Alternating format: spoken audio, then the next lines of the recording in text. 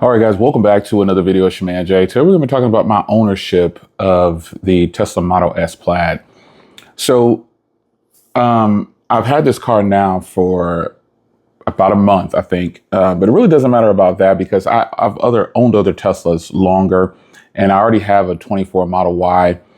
And so the Model S, to me, I kind of wish I had have gotten it a long time ago, because then I probably wouldn't own any of the other vehicles.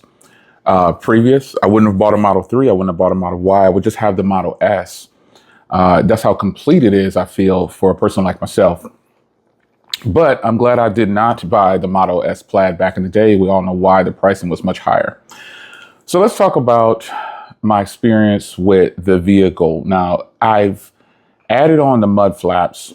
And after I added the mud flaps, I had to have, now my driveway isn't a very steep driveway, but I do have front lift on my 24 Corvette, and the Model S has that suspension where you can have it raised. And so after adding the mud flaps, the car scrapes. So I had to go ahead and position my house now as a location to where it auto raises. And I think that's a cool feature to have. I think you can set that for multiple locations. Like if I take it to the car wash, I have it raised up, even though I don't really need to have it raised up at the car wash. I just kind of do it anyway, just in case there might be some debris or something like that. It temporarily raises up when you set a location. You can have it also set a location to automatically fold your mirrors. There's just a bunch of things you can do with the Tesla software while it's linked to this car, to the Tesla cars, the vehicles. And so the Model S, to me, has an advantage over a lot of other cars out there because it comes with some of the functionality and features that I enjoy that I might have to pay for on other cars. Again, case in point, my Corvette, it has front lift, but that's a $3,000 option. The Corvette also costs a lot more, about $50,000 more than the Model S Plaid. But at the same time, I feel like the front lift, when you get to a certain price, I guess, for these extravagant cars that we buy, very expensive, I think the front lift should just be an option.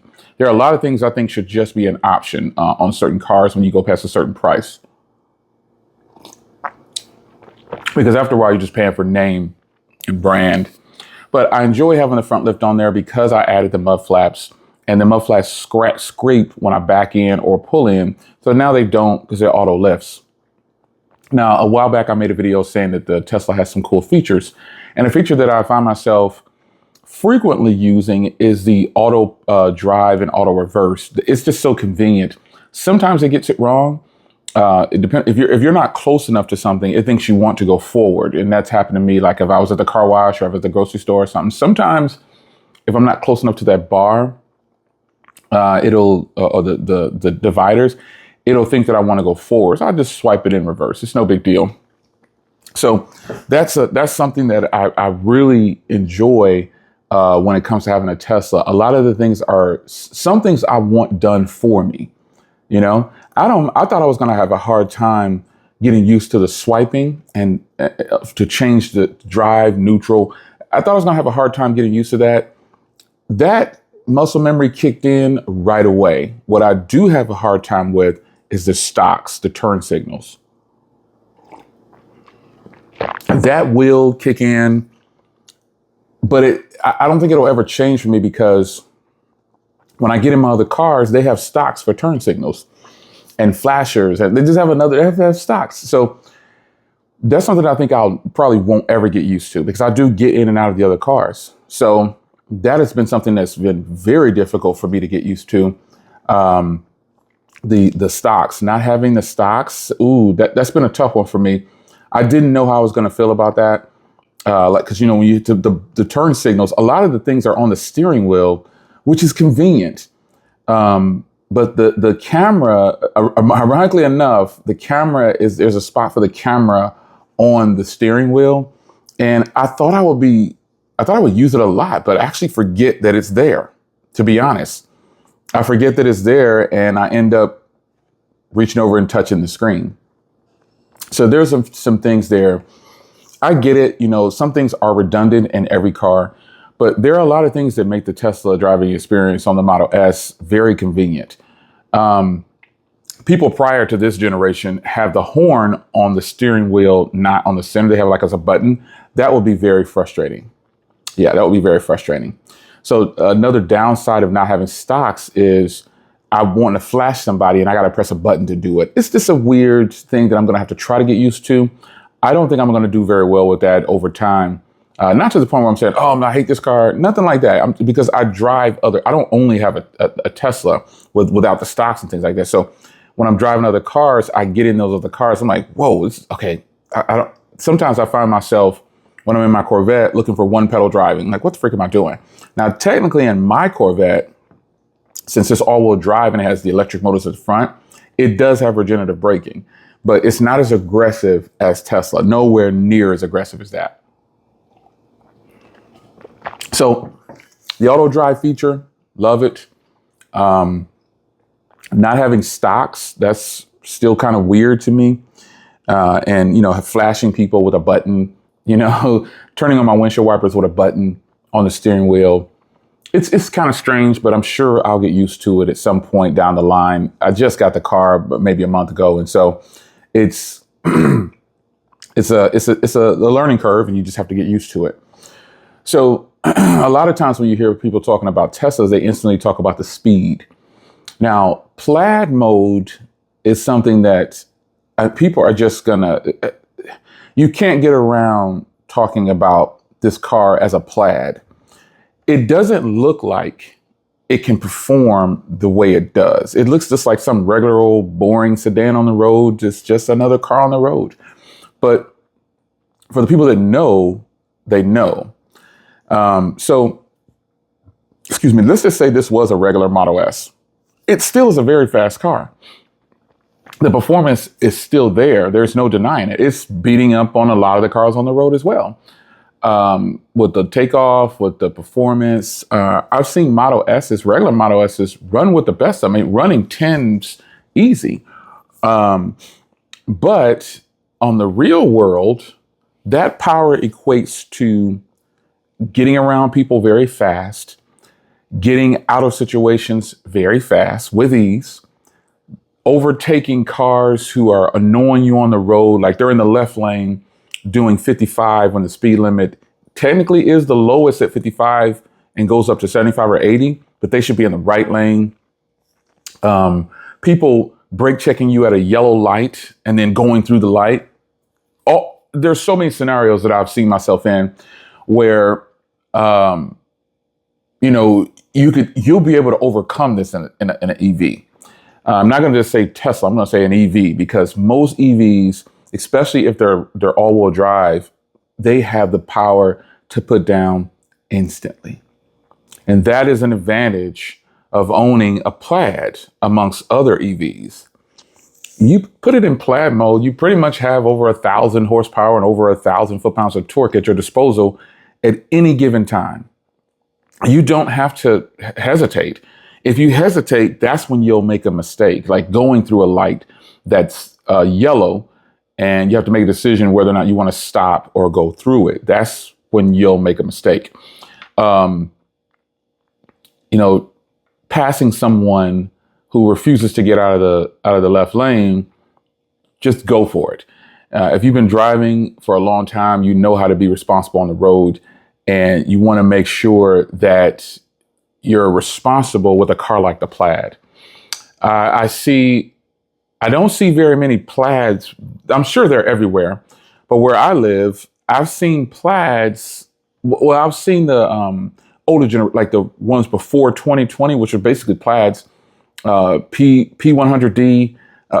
Those versions. I see a lot of those. A lot of them, and I see newer Model S's, but not a lot of Plaids. And I see a lot of people where I live at, they've converted those older generations to look like the newer Model S's on the front motor. Yeah, on the front bumper. So with the name Plaid comes a lot of responsibility. You have to understand that you have a lot of power at your disposal and you can't be reckless with it. You got to know that Plaid is, technically for you. I shouldn't say it has a drag strip mode. So you use drag strip mode. It has a track mode, but the Plaid mode, I guess I would just say I'm learning to become more responsible as a new Plaid owner with all that power at my disposal. Because remember, my Corvette is fast. My Corvette is just a second slower than the Plaid. However, it's a different second slower. I don't get instant power with my Corvette. There's a slight hesitation in all the boosts. Well, it's boosts like a Plaid, but not like a Plaid. Like I don't get the instant torque.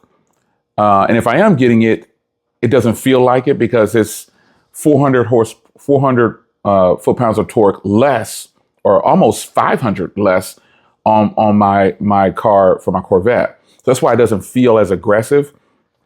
But when that Corvette gets going, man, do you feel the power. I mean, it throws you back in your seat just like any other high performance car. But with the Plaid, it's like instant, right away. You can't avoid it. So I'm learning to be way more responsible with all that power because it can get you in trouble. You can find yourself just hitting it for no reason. So sometimes I drive in chill mode if I'm just around town to be sure that I don't, like if I'm in bumper to bumper traffic, I don't want to be in Plaid mode because if I accidentally touch the accelerator, it's going to take off. It's going to punch a little bit faster than I wanted to punch. And in chill mode, and there's a chill, a sport, and a Plaid. Even the sport is fast. And it has the nice punch in it. But even the chill mode is technically actually really fast and has the punch, but it's just nowhere near it. The pedal feels really heavy. You have to really get in it to really feel the car move out in comparison to Plaid. So that driving experience with the Plaid Model S is like no other. It's like no other. It's so exhilarating that if you don't be careful, if you're not careful, you could pass out, just holding your breath in excitement, or get lightheaded at least. And passengers can really be shaken up. I've taken some people for a ride and they've never been in a Plaid. They're just blown away. So the performance aspect of it, you can't have a Plaid and not talk about it being a Plaid for all the power. 1,020 and 1,050. Those are just ridiculous numbers. And for the pricing that Tesla sells it at, it's ridiculous. You'll find nothing else like it. Now, aside from that, the interior of the car. The interior of this car is nothing like what people try to equate Teslas to poor quality for interiors. Well, I can see why they're doing that. Because if I go get a Mercedes or a BMW or a Lexus or a Chevy, any car that has all these buttons and regular interior per se, what people are used to, you're gonna feel like it's lower quality. But in reality, when you look around the Model S Plaid's interior, it has Alcantara everywhere, carbon fiber. And since I have the newer version with the seats in it, I've got the newer sport seats, front and rear. It also has amenities that some cars at that price range just don't offer, like storage.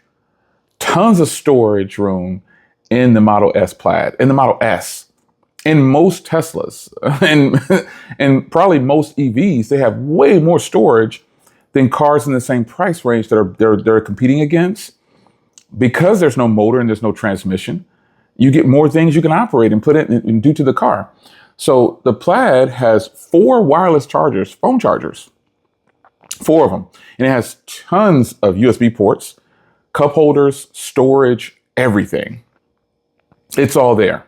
So the interior on it, on the Plaid, at least I can say, and even on my Model Y, it doesn't feel cheap. It's just not as high quality as the Plaid because obviously I'm paying $40,000 more, so it better feel better and be more luxurious in the inside. The Model S Plaid with the Alcantara and the carbon fiber and just the refinement of how they've done that versus the regular Model S or the Model Y or the Model 3, it's impressive. It's very impressive. And I think when people talk about bad quality or, quality control with Teslas, that's they got hit with that from people checking out their cars and a body panel was out of order or something like that. But folks, let me tell you something. I've purchased a lot of cars. Every car has something wrong with it. It just appears that when it's a Tesla and because it's an EV, people feel some type of way about it because people are making videos about it to get views. Ultimately, that's what it is. And also report but it's nowhere near. This is my fourth Tesla, and it's nothing like what I would say is overblown on what you see on the internet. There are more people out there who have the pros outweigh the cons. There's way more people with no problems than there's people with problems. The people with problems use the internet to voice their opinion. Yeah. So the interior on the Model S, phenomenal. I mean, you've got carbon fiber everywhere, and Alcantara it's all over the place. It's great. And so if you compare that to like a sedan BMW or a sedan Lexus or a sedan, whatever sedan you want to compare it to, you'll find that those cars have better leather, way more knobs and controls. HVAC system is better. And I'll get to that in a second. But you'll find that those cars have their feet planted in those areas where people getting in that car, the seats are going to probably feel way more comfortable.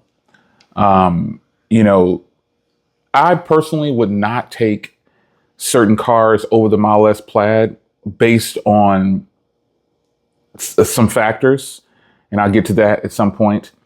But when it comes to the interior, you're getting what you get with the Plaid, but there are definitely other cars out there that have much better, more comfortable interiors. But at what cost, I would say? Some of them cost more. Almost all of them cost more. Because we start to compare them to the AMGs, and because that's what this car is going to compete against. The AMGs, the F-types, all the cars that you can think of that are the sports sedan version. That's what this car is going to compete against. And most of those interiors are definitely better. But most of those cars cost a heck of a lot more. And so you'll have to determine, do I want to have, because the Model S Plaid has ventilated seats, cooled and heated, the rear as well. And this car has these sportier seats. It is the sportier sedan. Again, AMG type. Those have the sportier Recaro seats and things like that. So it's just a trade-off. You know, you're going to like this minimalistic interior, or you're going to pick it apart and say what it doesn't have. And if you're willing to go and spend $100,000 and $200,000 on a Mercedes or AMG or whatever other sedan you could think of that's very expensive in comparison, that doesn't perform as well, that's your choice. I would take certain cars over the Plaid, of course, but it's going to come at a cost to me. It's going to be a real cost. Now, some areas where other sports sedans definitely don't compare is the sound system. The sound system in the Model S Plaid is ridiculous. I mean, what is it, 22 speakers? Subwoofer. It is nuts. There's no way to get you to hear this over a video, so you might as well just hit a Tesla lot, one of the showrooms. I said lot, yeah.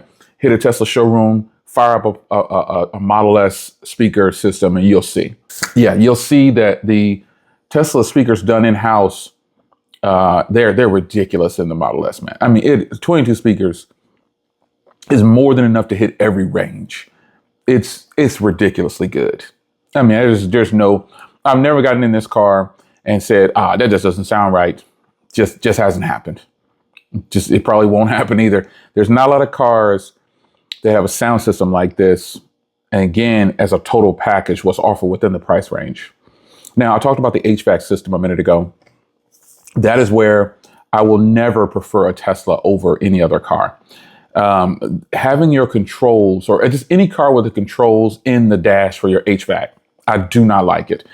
They really need to get, and I added it to the Model Y. I added the physical HVAC buttons to the Model Y.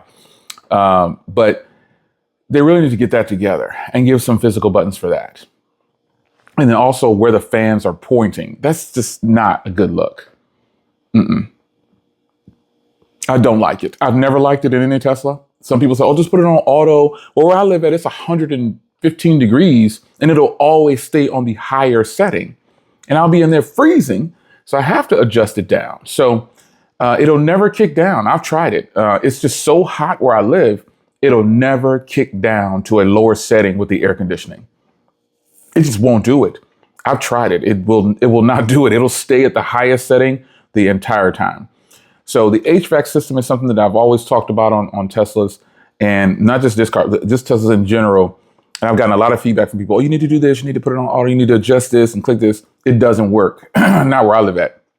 No, because it's so hot. Like I said, it's just going to stay on the high. It's going to blast. It's just not, it doesn't work. So I get it cool in the car, and then I turn off the auto, or I'll just set it immediately when I get in. And the positioning of the vents, it's just so corny with that. I've never liked it in any Tesla. But that's just a part of the game. It's just a part of the game. So something that I think could be improved on the Tesla is the design of the car. It is definitely time for a new design. This model looks like the 22 models. Well, the 2020 model is when they changed to kind of this design. And I think the 22 models when they refreshed the front end, some people say. I don't keep up with everything on this car with Tesla like that. I'm told there's a refresh for 22 models. And then this is a refresh. But I think the design of the car, if it's not broken, don't fix it. That's a term that people have been using for years. But in reality, just because it's not broken doesn't mean you don't need to do more than what you're doing to stay relevant.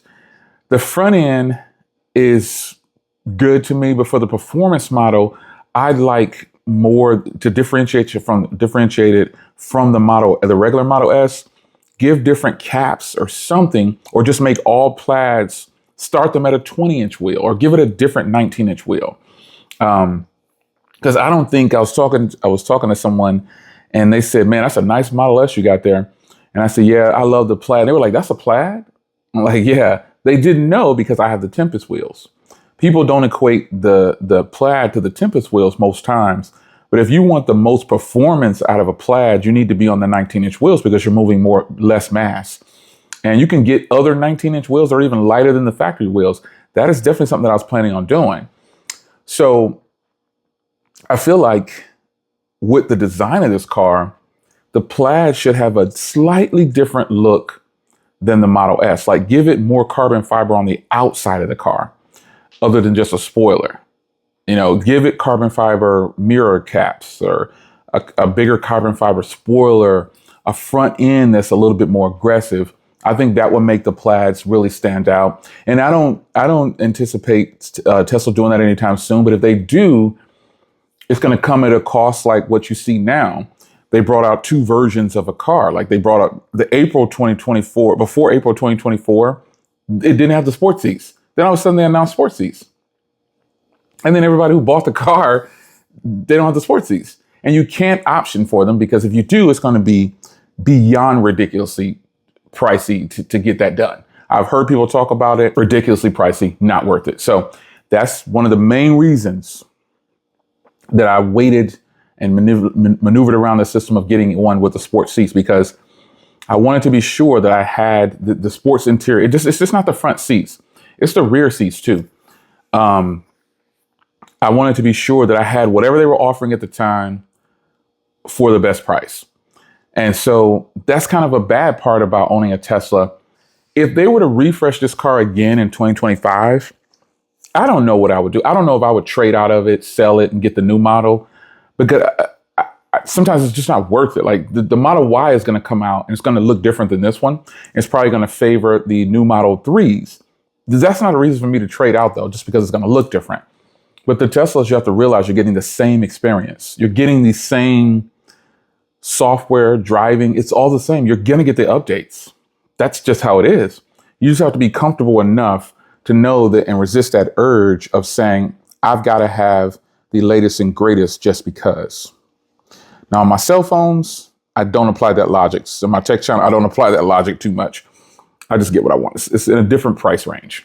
So, my range, how's it been with the range? Right now, my car charges to 350 at 100. So I'm fine with that. I don't charge to 100 every day. I charge to 80. Tesla, again, I went over this before. Tesla's recommendations for charging, for having your car, so when you're at home, just plug it up. Make sure your limit is set where it needs to be, and just plug it up. Just leave it plugged up at your house. Because the range anxiety that some people have is coming from people who don't own a Tesla. Or just don't own an EV. Some ways to make you feel better about owning a Tesla, which is why I stick with a Tesla currently, is just the charging network.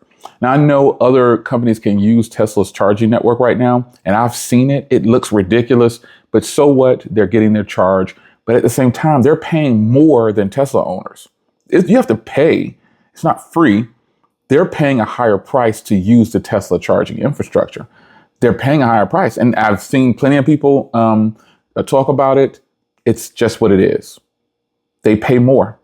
I'm not willing to do that. So I'd rather just stick with a Tesla so I can just walk up to it, plug in, get the best rate if I need to supercharge. And I still have free supercharging on the car.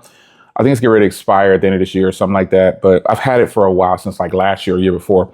And it just transfers from car to car. But mine is going to expire. So, but nonetheless, range anxiety is something that I definitely don't have with the Model S Plaid, because I get 350 miles at 100%.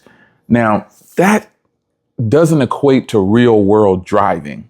If you're on a trip and you're taking your Tesla out on a trip, it doesn't matter which one it is, put it in chill mode, put your destination in. It'll tell you anytime you have to stop. So with the range anxiety thing, a lot of people who I hear talk about this is people who just don't own an EV. Now, you can rewind. You remember I was critical of EVs, but I realized the savings, the cost savings that I've done over the years. Like in 1 year, I only spent on my other car, I only spent like $69 at my house for the year or something like that, or $108. I forgot what it was. I did do a lot of supercharging outside the house at that point, but still, when you think about it, and those are all free as well, but when you think about spending that amount of money compared to fuel, $70, I can't even fill up. Maybe, yeah, I can do that for my Corvette. My Corvette is about, depending on the pricing, my Corvette is about $50, 40 to 55. And that's a one tank. We're talking about for a year. So if you have range anxiety, there's ways to just offset that. Some people switch their battery icon to percentage. I like to have mine on range. I want to know exactly how much I have left. So range anxiety disappeared for me over a year ago. Once I took a trip that was 4 hours one way. I stopped twice to charge and it was fine. Like it's just not, you're not charging as much as people try to imply that you are. It does depend on how long you're going and the route that you're taking. You might have to stop, but those stops that you see, you're not charging to 80% or 100% every time. The car will tell you, hey, I know you got 40% left, but stop for 10 minutes. I'm going to boost you back up to 70%. In that 10 minutes, you can keep going. It literally will do this for you. So there's no reason really to have range anxiety at this point, especially if you have your Tesla for commuting around town to work. And some people say, well, if you commute more than what the car's range is, it's probably not a good idea for you. That's just not true. That's not how it's going to work. Let's just say my commute, okay, so 80% for me is on the Model S is like 280 or something like that. 80% is like 280. I think that's what it is, 275, 280. So let's just say my commute is 275 miles. One way. The car is going to make sure that I'm always well above to make it to the destination and to return home. And if you don't want to supercharge, then yeah, it's not for you. If you don't want to stop and charge, because you got to stop and get gas. You're going to run out of gas. It's just the argument of fuel versus charging is still kind of silly to me at this point. You're going to have to stop and get fuel. I drive a gas car. I've had to stop and get fuel on my trip. It's no big deal. The same thing applies for EVs. The only difference is there's a difference. You have to find a charger, but that is where the car kicks in. And if you're not navigating to work and you know that you'll need to charge, touch the screen, touch the charge icon. It'll tell you exactly where all the chargers are, how many people is waiting, how long of a wait you'll have. It tells you anything you could think of before going to that location. That is the only difference between filling up a car with fuel and charging up an EV. You need to find an EV station, but you don't technically need to, because with Tesla, there are so many. It'll take you to the closest one.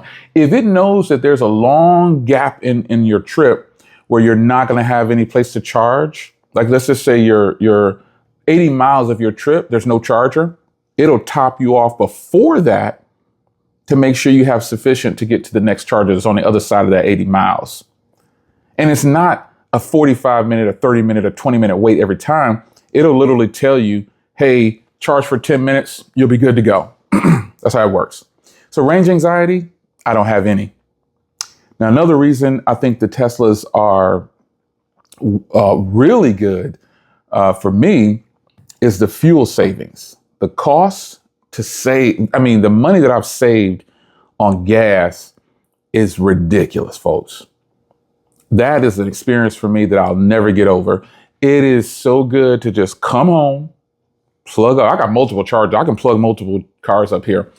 Well, I have multiple Teslas, but the point is, I can just leave it plugged in. I'm to the point now where I don't charge every time I'm at the house. I have the car set to let me know at 30%. It'll say, hey, Jay, plug up your car. If it ever gets to 30%. I don't think my car's ever been to 30%. Maybe the Model Ys have and the Model 3s, but this car has not seen 30%. I think the most I've run it down is to like 90 miles left. And that day I was out of town multiple times. I was running around and I still returned home with 90 miles and I just plugged it up. So the fuel savings of a Tesla owner, no Tesla owner can deny this. You're going to save money by not buying fuel. The pricing of fuel is going to fluctuate up and down daily, hourly, every 15 minutes. They can change the price of fuel. You can go somewhere, come back 5 minutes later, and the price is different. That's not going to happen with your electric bill. And it's not going to happen more than likely with a Tesla EV station, because there's different times of the day. The later you charge in the day, like closer to midnight, the prices are really low at a Tesla charging station if you have to pay. I've yet to pay at a Tesla charging station. All the few years I've owned Teslas, I've just had the free supercharging. So, but if I did pay, it shows me how much it is. And to go from like 10% to 80% or 100%, it's been no more than $20 to fully charge up. Yeah. So the fuel savings that you get with an EV like this is astronomical. And then the fact that my car at 100% is 350. That's a lot of range. And if I'm driving, I don't drive in chill mode all the time, but if I did drive in chill mode all the time, I wouldn't probably ever have to charge this car, because some days I don't even leave the house. Some days I just spin the block and come back. I'll drive to check the mail, or something like that, just because if it's too hot. I got an e-bike now, so I'll bring you some content on that if it's not already up. But there's just ways. It's just, you save a lot of money. Period. There's no way that you're going to have an EV, a Tesla, and not save money. The fuel savings may not be as drastic as what you see Tesla advertising, but still, it could be, depending on your use case scenario. It's your man Jay. Hope you guys enjoyed my experience with owning a Plaid so far. It has been really good. I'll report some things to you if I have to take the car into service or anything. If something happens, I'll update you. But until then, enjoy your Teslas.